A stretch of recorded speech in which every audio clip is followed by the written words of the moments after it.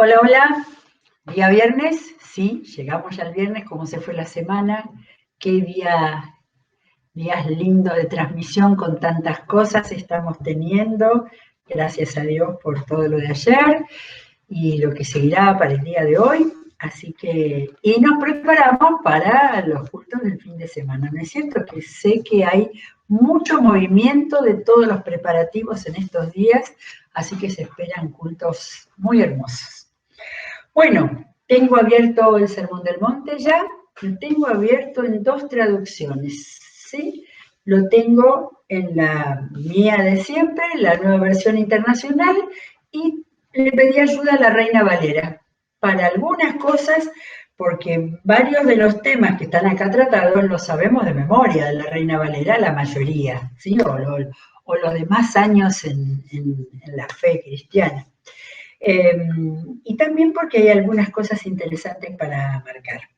Pero bueno, hicimos ayer el capítulo 5 de Mateo, que tiene tantas cosas, nos deja tantas cosas, y que, como digo siempre, no demos nada por sabido ni por recordado. Cada vez que volvemos a leerlo, leámoslo cuidadosamente, palabra por palabra, buscando lo que nos dice cada palabra, y sobre todo, como ya estamos repitiendo mucho desde que empezamos con Mateo 5, buscando el sentido y el hecho que muchas de las cosas que cuentan, y eso se aplica ahora al capítulo 6, bueno, voy al capítulo 6, es uno de los más conocidos, es uno de los que parece muy fácil, que total los temas que trata es vida cristiana, las prácticas de la vida cristiana, pero en todo lo que leamos con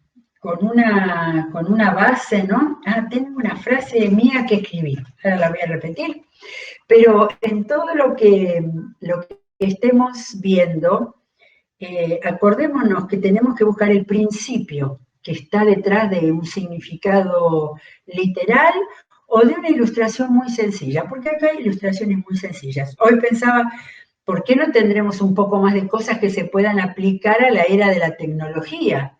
Y no la tenemos, esto viene del siglo I, pero de todas maneras, todo lo que Jesús dejó como principios, Él estaba pensando hasta ahora y hasta que Él vuelva.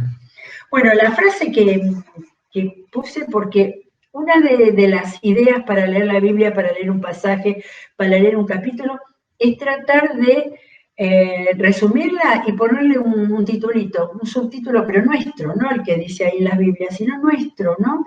De lo que nos impactó. Y se me ocurrió escribir que lo que Jesús nos deja en todo el Sermón del Monte es: sé más, hacé más y mejor de lo que fuiste o hiciste antes de conocerme. Con este Sermón del Monte Jesús está yendo, y lo venimos toda la semana, desde que empezamos con el precio del discipulado, estamos yendo a eso que Jesús fue al fondo de un cristianismo totalmente involucrado, con la vida entregada y totalmente radical. Buscar el diccionario radical, y radical, claro, tiene que ver con raíz y tiene que ver con fundamentos, ¿no? Todo lo que es radical, todo aquello que tiene fundamentos firmes, ¿no? Así que bueno, les regalo esta frase que Jesús nos dice en este sermón: sé más, hacé más y mejor, mejores cosas, o de todo lo que fuiste o hiciste antes de conocerme. Y entonces ahora en el 6, el que parece sencillo con las cosas que va hablando, vamos a tratar de descubrir más de lo que nuestras lecturas previas nos enseñaron. En el 6 empiezan los temas de la vida religiosa práctica, que eran los puntos comunes de los judíos, porque llegamos a eso por la primera oración. Jesús dice: cuídense de no hacer sus obras de justicia delante de la gente para llamar la atención. La Reina Valera dice: para ser vistos de ellos, para ser vistos, caretear es el tema acá, parece. Pero acá cuando habla de las obras de justicia para los hebreos era el tema de dar a los necesitados, de la oración y del ayuno. Me puse a leer en la Reina Valera, y la Reina Valera dice vuestra justicia directamente. Ustedes disculpen que yo defienda las traducciones más modernas, pero el hecho de que diga la nueva versión internacional, las obras de justicia, hace que entendamos un poquito más esto que Jesús empieza a hablar. Si no, después de haber hablado en el capítulo anterior de amar aún a los enemigos, haber llegado a ese nivel y ahora empieza a hablar de la oración, del ayuno, bueno, es que esos eran es decir, la base de la religiosidad, de la fe judía. ¿Sí? Entonces, comienza con el dar a los necesitados. Y lo primero que Jesús dice es que no lo hagan, no cuídense de no hacerlo para llamar la atención. Y que si actúan así, a las igual lo hacen así, su Padre que está en el cielo no les dará ninguna recompensa. Me llamó mucho la atención en esta lectura que hice el hecho de cómo Jesús en todo el Sermón del Monte está hablando de la recompensa, ¿sí? ¿Será que en este trasfondo de religiosidad que Jesús entendía que la gente tenía, lo seguía porque era un maestro religioso, pero que estaban muy pendientes de que a Dios le agradara y que de alguna manera lo retribuyera?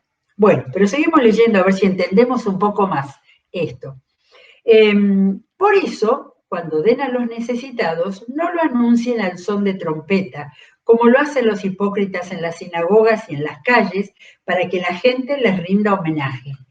Este es el primero de los ejemplos humorísticos que hace Jesús. A ver si creemos que realmente salían con trompetistas de la... No, es una frase simpática de humor así, exagerado, para mostrar la actitud de aquellos que hacían buenas obras, pero fundamentalmente para la vanagloria propia y para que se notaran. Dice, les aseguro que ya han recibido toda su recompensa. Entonces ahí entendí, miren, lo entendí.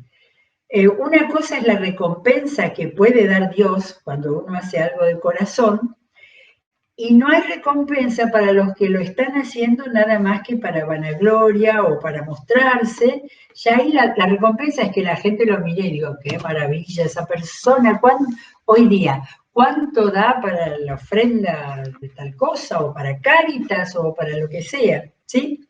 Entonces hay una recompensa de Dios que no se ve y que a veces uno se da cuenta mucho tiempo después, o la recompensa principal es saber que a Dios le debe haber gustado esto que estoy haciendo movida por Él. Bueno, seguimos.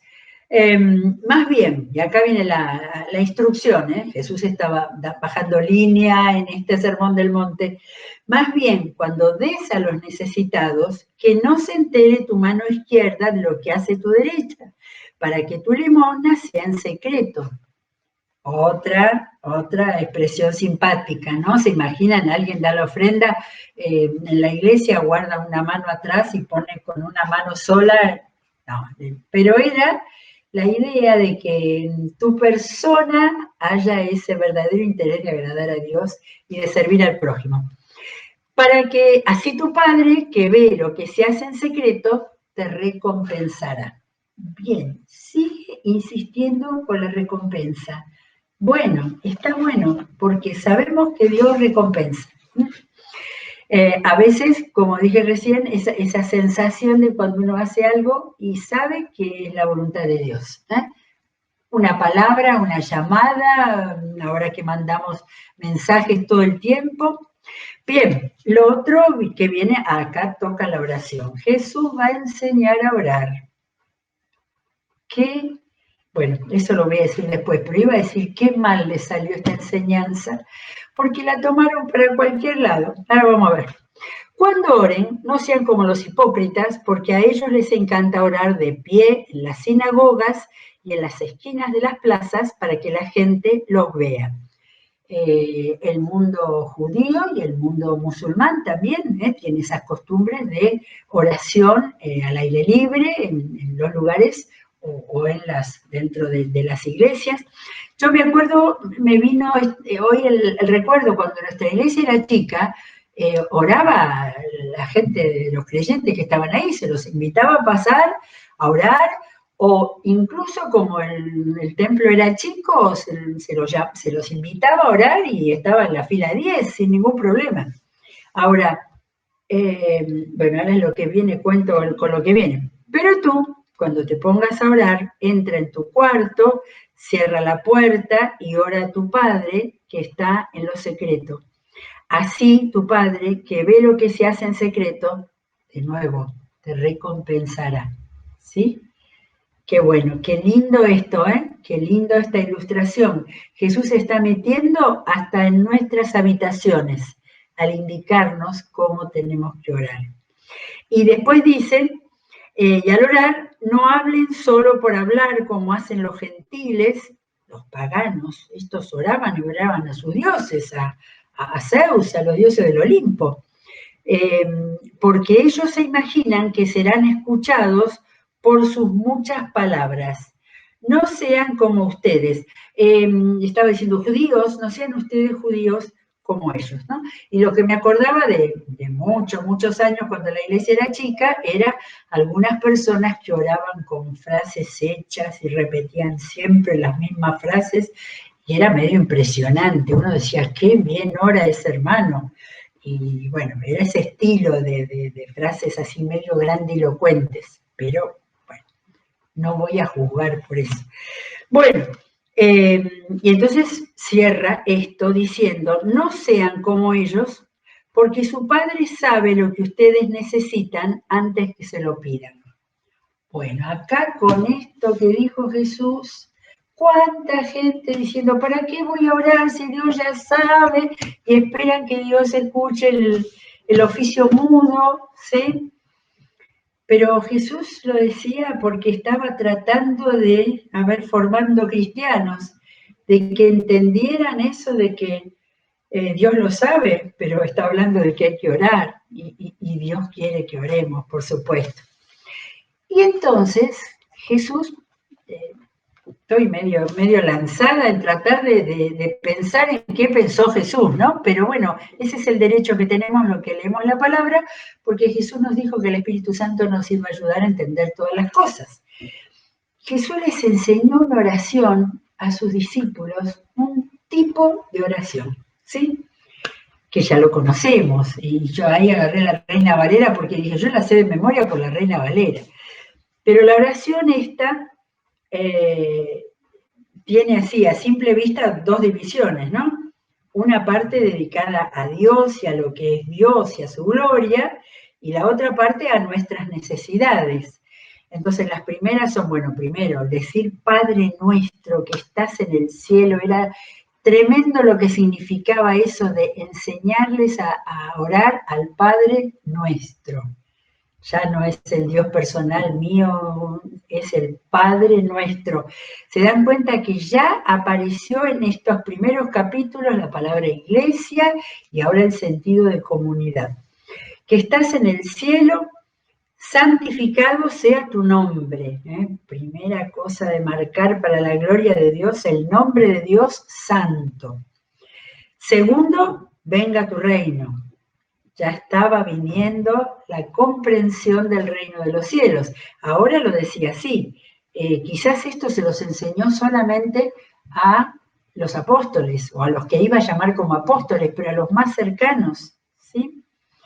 Pero el reino ya estaba acá, ya quedaba acá. Y hágase tu voluntad en la tierra como en el cielo. Ese es un concepto tremendo de pensar que la voluntad de Dios no sea conmigo y con mis cosas, sino en la tierra y en el cielo, ¿sí? El Padre Nuestro es para desmenuzarlo cada vez que lo tocamos. Y después empieza la parte de pedido natural y humano. Danos hoy nuestro pan cotidiano. Se habla mucho a ver si esto de cada día, el pan de cada día, el pan que necesitamos, si esta es la oración de hoy, está bien. Ahora, sigue diciendo danos a nosotros, no dame, no dice dame, dice danos hoy nuestro pan cotidiano. primera cosa, y siempre se ha entendido que se estaba hablando de las provisiones, que se estaba hablando de todo lo que necesitamos para nuestra vida. Tengámoslo en cuenta por lo que va a decir un poquito después. Y lo que sigue después es interesante, por decirlo menos. Perdónanos nuestras deudas, y deudas es el sentido de pecado, ¿no? La idea de pecado en el Antiguo Testamento está clarita, clarita, clarita, y por algo se vivían haciendo sacrificios y cosas para limpiar los pecados de alguna manera, tal como Dios mismo les había mostrado. Pero el pedido de perdón ya Jesús lo estaba enseñando al mismo tiempo que estaba Juan el Bautista predicando arrepentidos, porque el reino de los cielos, fíjense la unidad, nada está suelto, pero sigue diciendo, como también nosotros hemos perdonado a nuestros deudores, ¿sí? Acá normalmente se explica que no es que yo perdono para que me perdone, si estamos haciendo un trueque ya no va a haber recompensa, ya no va a haber perdón. Sin embargo, Jesús lo dijo, y cuando algo dice, acá hay que preguntarse por qué Jesús lo dijo. Y me acordé de la parábola esa de los dos deudores, ¿no? El que había perdonado mucho, porque el que le debía mucho le había perdonado más, y el que le había... Así que es como que la idea de pedir perdón a Dios de nuestros pecados tiene que tener como una consecuencia el que nosotros tengamos también una vida de perdón, ¿no? Si Dios me perdona, tengo que ser perdonadora. Por algo está dicho así de esta manera. Y el final, y no nos dejes caer en tentación, sino líbranos del maligno. Acá es donde me fui a Reina Valera a ver cómo decía, claro, Reina Valera dice, no nos metas en tentación. Así que todos los comentaristas a esta traducción le tiraron encima los versículos que dicen que Dios no nos tienta, habla de prueba, pero no de tentación, y entonces la traducción más actual dice, y no nos dejes caer en tentación. Ayuda de Dios en la tentación y no esa idea de que nos metas en tentación, ¿sí? Hay que quedarse pensándolo en eso. Por supuesto que Dios está, cuando estamos cerca de Dios, Dios está cerca, aún de los momentos que estamos más cerca nosotros de la tentación, ¿no? Pero el pedido de ayuda es que no nos deje caer en tentación y, sino, líbranos del maligno. Se dice del maligno, del malo, y dice, Reina Valera decía, líbranos del mal, claro. La traducción más antigua dice líbranos del mal, pero acá ya está personificado, líbranos del maligno. Y lamento mucho que las traducciones más modernas no tengan ese final precioso de porque tuyo es el reino y el poder y la gloria por todos los siglos. Amén. Las traducciones más modernas dicen al pie algunos manuscritos antiguos no tan buenos o no tan seguros, porque imagínense la cantidad de manuscritos que se escribían para cada texto, entonces se ha dejado de lado, es un cierre precioso para el Padre Nuestro, pero las traducciones más modernas ya no lo colocan y generalmente lo colocan al pie como una nota. Así que el final de esta oración es líbranos del maligno. Completa por donde se la quiere, cortita pero completa, porque empieza diciendo Padre Nuestro y nos mete en una comunidad, porque nos pone reconociéndolo con todo lo que Él es, y con pedir que venga el reino y después pedir por nuestras necesidades materiales y espirituales. Está completa. Ahora, me pregunto y nos preguntamos, ¿el Señor sabría que el cristianismo iba a hacer que esto se repita como un loro, sin pensar en lo que dice, sin adorar a Dios, ni sin... Sí, yo creo que el Señor lo sabía, que el Señor sabía que que la cristiandad iba a ir descalificando todo y perdiendo el sentido, ¿sí? No tenemos ningún indicio en la Iglesia del Nuevo Testamento, nada que repitieran las oraciones, ¿sí? Sino que esto sirviera como un modelo, por eso se le llama la oración modelo, para saber que en una oración todas estas cosas y muchas más caben, pero estas cosas está buenísimo. Sobre todo para que las oraciones no empezaran con danos hoy nuestro pan cotidiano, con el pedido, sino que nuestra oración siempre tiene que tener la adoración y la alabanza a Dios, ¿sí? Ni aún, es decir, la distorsión de esto es lo peor con lo que ha sido el rosario, cuando uno ve a la gente que está balbuceando, ahí farfullando, se dice, palabra antigua, el Padre Nuestro, las oraciones, que se aprenden de memoria, habiendo perdido el sentido, ¿sí? Gracias a Dios, la Iglesia Cristiana de hoy enseña y enseña y enseña que hablemos con papá, a que tengamos una relación con Dios, que no nos olvidemos estas cosas porque son las que tenemos en nuestro corazón, pero sobre todo porque son las que Jesús enseñó. Siguió diciendo Jesús, porque si perdona, se quedó enganchado con el tema del perdón, no habló nada de la tentación, completó la idea de lo del perdón, dice, porque si perdonan a otros sus ofensas, también los perdonará a ustedes su Padre Celestial. Pero si no perdonan a otros sus ofensas, tampoco su Padre les perdonará a ustedes la suya. Completó el versículo 12, por si no había quedado claro el hecho de que tiene que tener relación el perdón de arriba a nosotros y de nosotros a los semejantes. Bueno, y continúa en el 16 con el ayuno, el otro tema que era muy común en el mundo del Antiguo Testamento. Cuando ayunen, no pongan cara triste como hacen los hipócritas, que demudan sus rostros para mostrar que están ayunando. Les aseguro que estos ya han obtenido toda su recompensa. Claro, la gente dirá, mira ese qué blanco que está, se ve que está sin comer hace 12 horas. No saben que en esta iglesia se ayuna hasta 40 días, pero bueno. Ya tiene su recompensa, listo, ya está, nada de eso sirve. Es impresionante, ¿eh? Este nivel que Jesús estaba marcando de espiritualidad es impresionante. Dice, pero tú, acá está la instrucción, cuando ayunes, perfúmate la cabeza y lávate la cara, para que no sea evidente ante los demás que están ayudando, sino solo ante tu Padre que está en lo secreto, y tu Padre que ve lo que se hace en secreto te recompensará. Esto está como para volver a leerlo, no con la parte negativa, sino para uno leerlo con la parte positiva. Esas cosas que Jesús dice, lo que quiere que lo hagas en secreto, porque lo que está diciendo es lo que hagas solo para tu Padre. ¿Sí? Extraordinario el Sermón del Monte. Bueno, y acá me gusta la Reina Valera porque me da la impresión, y a los que saben, le da la impresión de que es posible que estos mensajes hayan sido distintos discursos unidos por la cantidad de temas que trata. Todo en vida cristiana, pero fíjense, y la Reina Valera lo que hace es que los va separando en párrafos cortitos por tema. Este dice tesoros en el cielo y tesoros en el cielo 19, 20 y 21.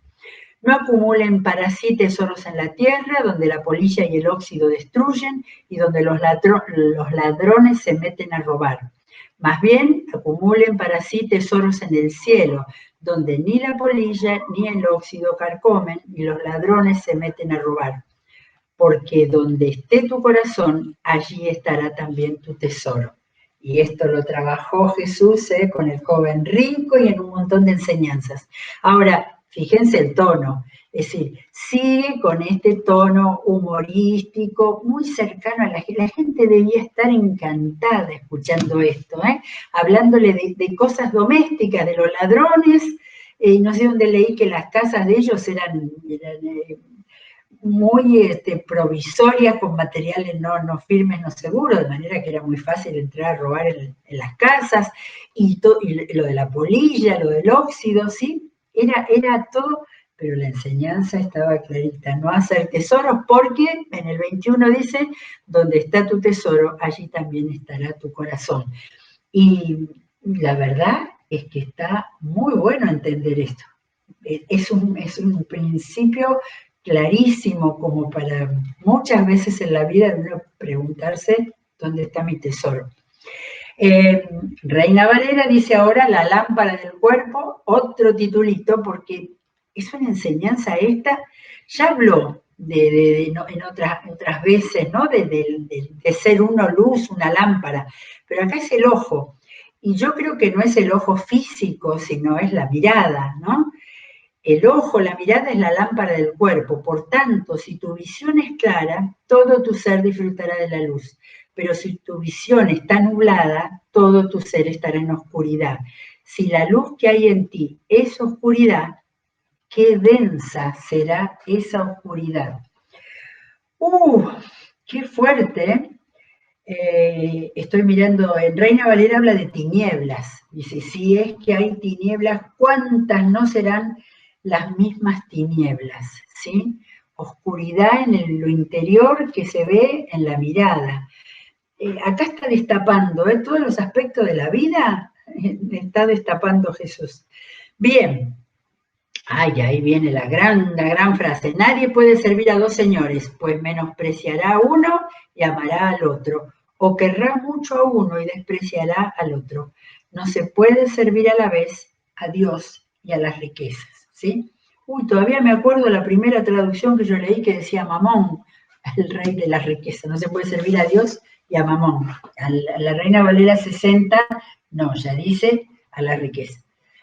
Bien, principio de vida, sigue Jesús, sigue. Ahora, acá llega otra vez al precio del discipulado. Hay que decidir a quién se sirve, hay que decidir a quién se sigue en primer lugar, como prioridad. ¿Sí? Jesús no estaba llamando a que sus discípulos fueran una manada de pobres harapientos, les estaba poniendo en su lugar qué era lo primero, que era Él el reino de los cielos. Bueno, y ahí viene un pasaje precioso, nos alcanzará el tiempo, vamos a tratar. Precioso por lo sencillo, por lo pastoril, por la poesía. Les digo, no se preocupen por su vida, qué comerán o beberán, ni por su cuerpo, cómo se vestirán. ¿Cómo? ¿Cómo dice eso Jesús? ¿Saben quién tomó esto? Esto tal cual lo tomó San Francisco de Asís, cuando en un tiempo de la vida cristiana ya tan llena de oro, de dinero, de posesiones y de poder, él fundó una comunidad cristiana católica donde estos fueron los principios y se dedicaron a pobres de la pobreza más grande. No tiene la vida más valor que la comida y el cuerpo más que la ropa. Y acá vienen las ilustraciones. Fíjense en las aves del cielo, no siembran ni cosechan ni almacenan en graneros, sin embargo, el Padre Celestial las alimenta. Es verdad, los pájaros se alimentan entre ellos, ¿sí? La mamá, el bebé, y después el bebé consigue su propio alimento. ¿No valen ustedes más que ellos? ¿Quién de ustedes, por mucho que se preocupe, puede añadir una sola hora al curso de su vida? Filosofía pura acá. ¿Y por qué se preocupan por la ropa? Observen cómo crecen los lirios del campo, no trabajan ni hilan, sin embargo les digo que ni siquiera Salomón, con todo su esplendor, se vendía como uno de ellos. Re simpático esto, la gente estaría encantada. No sé si entendía el fondo de lo que les decía, pero les habrá gustado este símil con Salomón. Si así viste Dios a la hierba, que hoy está en el campo y mañana es arrojada al horno, ¿qué hará mucho más por ustedes, gente de poca fe? Primera vez que le escuchamos así directamente yo siempre le pongo el dedito a Jesús. Yo no sé si lo señalaba, pero estaba diciendo a ellos. Así que no se preocupen diciendo qué comeremos o qué beberemos, con qué nos vestiremos, porque los paganos andan tras todas estas cosas y el Padre Celestial sabe que ustedes las necesitan. Y acá el gran cierre de este discurso. Más bien, busquen primeramente el reino de Dios y su justicia, y todas estas cosas les serán añadidas, ¿sí? No les dijo no trabajen, no hagan nada, no. Primero confíen en Dios como base de la vida y después lo demás vendrá por añadidura. Bendición de Dios y trabajo del hombre, por supuesto. Por lo tanto, no se angustien por el mañana, el cual tendrá sus propios afanes. Cada día tiene ya sus propios problemas. Toda la, ¿cómo se llaman estos libros ahora de autoayuda? Toda la autoayuda que se da hoy está resumida acá. No se angustien por el mañana teniendo fe en Dios, porque el día de mañana tendrá sus propios afanes. Y con la ayuda de Dios nos ocupamos del día de hoy. Maravilloso, cada vez me gusta más el Sermón del Monte. Seguimos leyendo, ¿eh? A duras penas llegamos hasta ahí, pero vamos a seguir. No mañana, el lunes, hoy es viernes. Si Dios quiere, el lunes nos encontraremos para seguir buscando y que Dios nos ilumine con su palabra. Buenísima programación hasta el final de este día y nos encontraremos en el culto el día sábado.